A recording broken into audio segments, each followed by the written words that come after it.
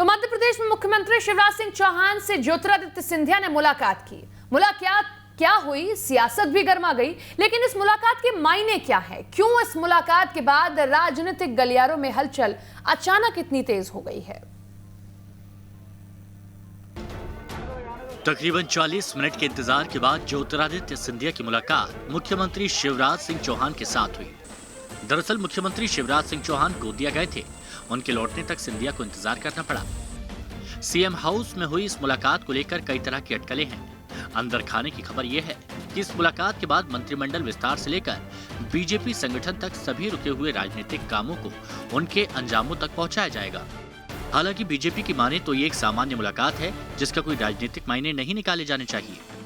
देखिए, जिस तरह से परिवार भाव के साथ दोनों ने मिलकर पूरा चुनाव लड़ा, उसमें प्रदेश अध्यक्ष जी हमारे साथ में रहे, वरिष्ठ जन भी साथ में रहे, उसको देखते हुए कोई भी व्यक्ति यदि इस बात को कहता है कि कोई सामंजस्य की कमी है, तो ये मुझे लगता है उसकी मूर्खता से ज्यादा कुछ नहीं है। भारतीय जनता पार्टी का पूरा परिवार लगातार समन्वय करके कोई भी चीजों को आगे बढ़ाता है। निश्चित रूप से बहुत सारी बातें चर्चा के लिए रहती हैं। पिछली बार भी इस बैठक को समन्वय के लिए होना था, जिसमें मुख्यमंत्री जी के ससुराल पक्ष में जो हादसा हुआ था उसके कारण से नहीं हो पाई थी। हमें लगता है जिस तरीके से सब लोग बैठना चाहते थे वो लगातार संपन्न हो रही है। कुल मिला के मध्य प्रदेश का विकास कैसे तेज गति में हो, उसको लेकर ये बैठक होती है। बाकी लोग जो कयास लगाना है लगाते रहे। दरअसल उपचुनाव के नतीजे आने के बाद शिवराज और सिंधिया के बीच ये पहली मुलाकात हुई है। राजनीतिक जानकारों की माने तो इस मुलाकात में सिंधिया समर्थकों को, खासकर गोविंद सिंह राजपूत और तुलसी सिलावट को मंत्रिमंडल में शामिल करने, हारे हुए समर्थकों को निगम मंडल में जगह देने जैसे कई मामलों पर चर्चा हुई है। इसके अलावा मंत्रिमंडल विस्तार और उसके बाद निगम मंडलों में सिंधिया समर्थकों को एडजस्ट करने के बाद बीजेपी संगठन की टीम का भी ऐलान हो सकता है।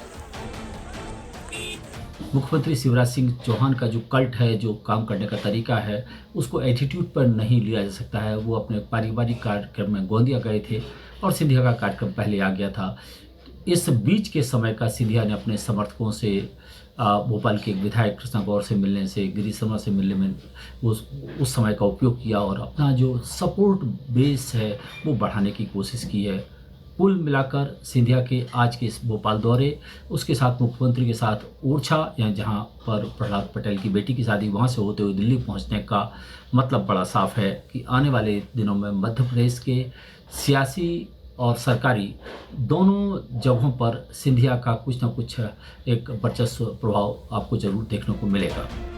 हालांकि बीजेपी मुलाकात को सामान्य बता रही है, लेकिन कांग्रेस मुलाकात के पीछे की राजनीति पर तंज कस रही है।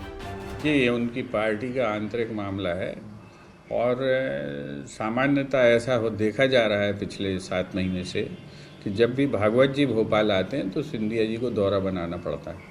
अब वो अपनी किस ऊहापोह में हैं, ये सब सिंधिया जी ही बेहतर बताएंगे। लेकिन जो जनता के अंदर समझ है और जो जनता के अंदर संदेश है वो यही है कि उन्हें अब जो है अपने लोगों को और अपने महत्व को बचाए रखने के लिए दर दर दस्तक देनी पड़ेगी। इससे पहले भी 19 नवंबर को सिंधिया की मुख्यमंत्री शिवराज सिंह चौहान के साथ मुलाकात होनी थी, लेकिन किन्हीं कारणों से वो मुलाकात नहीं हो सकी। बहरहाल मुलाकात का मकसद चाहे जो हो, लेकिन हकीकत तो ये है कि अब राजनीतिक गलियारों में सबकी नजर पॉलिटिकल डेवलपमेंट पर टिकी हुई है। भोपाल से दीप्ति चौरसिया के साथ Shubham Gupta, team news state.